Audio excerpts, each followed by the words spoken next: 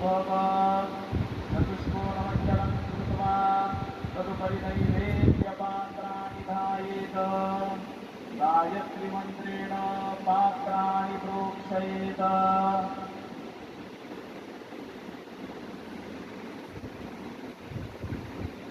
सत्यं वर्तेन परिगृह्यामि धेनुमुद्रयाममृतीकृत्य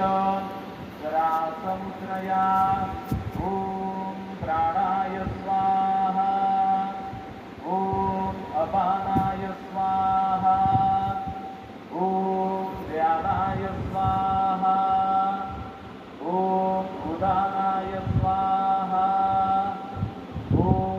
समानाय स्वाहा ॐ ब्रह्मणे नमः नैवेद्यमध्ये पानीयं समर्पयामि पुनर्नैवेद्यं निवेदयामि ॐ प्राणाय स्वाहा ॐ अपानाय स्वाहा ॐ व्यानाय स्वाहा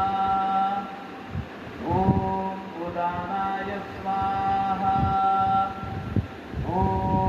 समानाय स्वाहा ॐ ब्रह्मणे नमः नैवेद्यं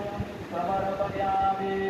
हस्तप्रक्षालनं समर्पयामि मुखप्रक्षालनं समर्पयामि शेषोपचारार्थे प्रार्थनापूर्वक नमस्कारं